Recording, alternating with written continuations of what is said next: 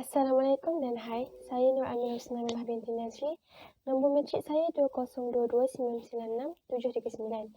Di sini saya akan menerangkan tentang ontologi agama Taoism, sejarah Taoism, pengertiannya, kitab suci dan juga konsep ketuhanan dan ajaran-ajarannya.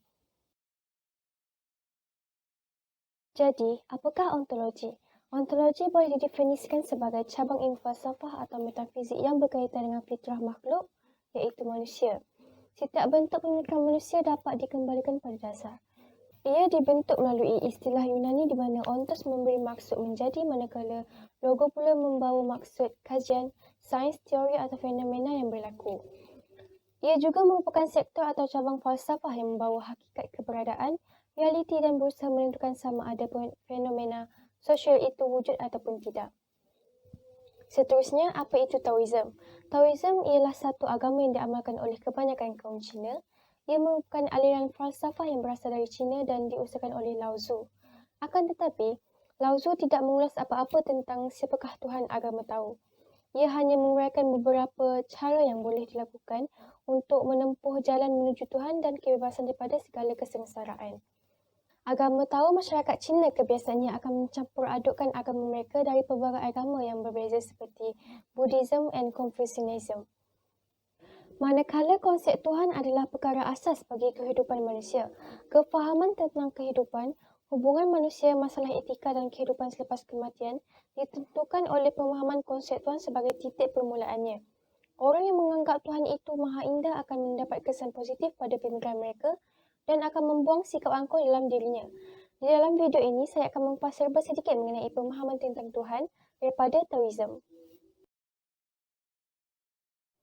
Wujudnya Taoism dipercayai oleh kerana kerajaan Zhou pada abad ke-6 sebelum Masihi yang mengalami kehancuran akibat daripada penyelewengan daripada pemerintahan. Kehidupan manusia menjadi semakin menderita dan kemudiannya sebahagian daripada mereka hidup menjadi sebagai biarawan, lalu mendirikan suatu aliran falsafah yang dikenali dengan nama Taoism ataupun Tao Te Ching. Agama ini merupakan agama yang berasal daripada Tiongkok. Ia juga merupakan agama yang tertua di dunia di mana ia sudah wujud sejak 7,000 tahun yang lalu dan akar-akar pemikirannya telah ada sebelum Confucianism. Kaisar Kuning iaitu Wang Di merupakan asal usul agama Tao dan merupakan tokoh yang pertama menjalankan pemerintahannya di bawah ajaran Taoism. Setelah itu, agama tersebut diluaskan lagi oleh Lao Tzu dan terorganisasi menjadi institusi keagamaan iaitu agama Tao oleh Zhang Taoling. Agama Tao merupakan agama yang berjasa menjaga keharmonian hidup masyarakat Tiongkok selama ribuan tahun.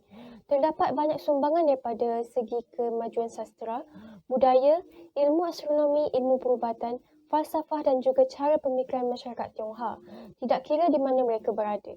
Dipercayai bahawa agama Tao mula berkembang setelah 2 abad perkembangan falsafah Taoism. Ia juga merupakan salah satu agama Cina yang popular selaras dengan Buddhism dan juga Confucianism. Ketiga-tiga ajaran ini saling melengkapi antara satu sama lain dan dijadikan sebagai pegangan dalam kehidupan harian orang Cina. Ajaran Confucianism lebih menekankan nilai-nilai etika kehidupan, Buddhism pula melebihkan mengenai kehidupan setelah mati dan Taoism pula lebih menekankan kesepadanan hubungan manusia dengan alam semesta. Tuhan dalam Taoism difahami sebagai zat yang tidak boleh dicapai maupun didefinisikan.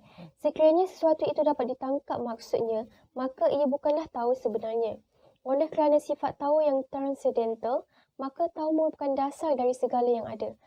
Tao diertikan sebagai Tuhan menurut Taoism. Taoism pula difahami bahawa sekiranya ia tergolong dalam konsepsi manusia, maka ia bukanlah zat Tuhan yang abadi dan agung secara hakiki. Dengan menggunakan perkataan jalan dan nama, Taoism ingin menekankan bahawa hakikat Tuhan tidak dapat diertikan. Tuhan dalam agama Islam dan Taoism dapat diketahui dengan melihat doktrinnya iaitu prinsip atau kepercayaan yang dianggap benar dan satu-satunya yang dapat diterima. Tao Te Ching ataupun Tao Te Ching adalah kitab suci dalam agama Tao. Kitab ini ditulis pada abad 6 sebelum Masihi. Berasal dari Cina, ia merupakan kitab suci ternipis di antara kitab suci agama-agama lain. Kitab ini ditulis oleh Lao Tzu yang dianggap sebagai nabi oleh penganut agama Taoism. Kitab tersebut ditulis dalam dua bahagian yang masing-masing mengungkai makna kesaktian yang sesuai dengan jalan yang terdiri daripada hanya 5,000 kata dalam bahasa Tiongkok, iaitu bahasa Mandarin, dan terbagi sebanyak 81 syair-syair pendek. Ia terdiri daripada 25 halaman yang kemudiannya diberi komen oleh pelbagai ahli falsafah sehinggalah ia menjadi kitab yang sangat tebal. Walaupun kitab asalnya nipis, makna-makna yang terkandung di dalamnya sangatlah luas dan hampir meliputi kesemua aspek kehidupan manusia, malah secara khususnya menguraikan jati diri sang pencipta alam semesta yang didedahkan dengan nama Tao. Sampai sekarang, kitab ini masih dipandang sebagai pelita yang membimbing kemajuan umat manusia pada umumnya dan umat agama Tao khususnya. Oleh itu, sesiapa yang membaca dan mempelajari makna-makna yang terkandung di dalam kitab ini, nescaya mereka akan mendapat manfaat dan dalam usahanya memperbaiki perjalanan hidup ke arah yang lebih baik di masa hadapan. Isi terpenting daripada Tao Te Ching ialah ajaran Wu Wei. Wu Wei ialah kehidupan di mana ketegangan tidak wujud. Ia adalah perwujudan murni dari kelembutan, kesederhanaan dan kebebasan. Konsep ketuhanan Taoism menekankan supaya pengetahuan mengenai hukum alam adalah penting agar dapat hidup selaras dengan alam. Ajarannya menekankan penyatuan dengan alam agar dapat bersatu dengan Tao, iaitu Tuhan. Jadi apabila seseorang mengikut Tao, maka dia akan selamat dan bahagia oleh kerana mendapat berkat Tuhan. Sebaliknya, jika seseorang itu tidak mengikuti Tao, dia akan mengalami pelbagai masalah dan kepayahan dalam hidupnya. Apabila ditanya di manakah keberadaan Tao, maka haruslah dijawab dengan jawapan Tao ada di mana-mana pun dalam segala sesuatu. Terdapat beberapa ajaran Tao di mana ia sangat menekankan hidup selaras dengan alam dan tujuan untuk bersatu dengan alam dan Tao seperti Te, Wu Wei dan juga Pu dan Po. Te ialah kebajikan yang merupakan kekuatan moral bagi orang yang memilikinya. Seseorang yang memiliki Te akan dipercayai dia bahagia lahir dan batin, sehingga kan dia sangat suka akan kebajikan. Seterusnya, ajaran Wu Wei merupakan penerimaan kehidupan dengan ikhlas tetapi dalam masa yang sama, kreatif dalam sesuatu perbuatan tetapi masih tidak menentang alam. Apabila ajaran Wu Wei diterapkan dalam seseorang individu itu, dia akan menemukan cara hidup yang lebih baik dan prestasi kerja yang luar biasa. Akhir sekali ialah ajaran Pu dan Po yang bermakna kesederhanaan dan tidak berlebih-lebihan. Hal ini demikian kerana kebahagiaan di dunia hanyalah sementara dan setiap orang pasti akan merasai mati dan kehidupan di akhirat merupakan kehidupan yang kekal.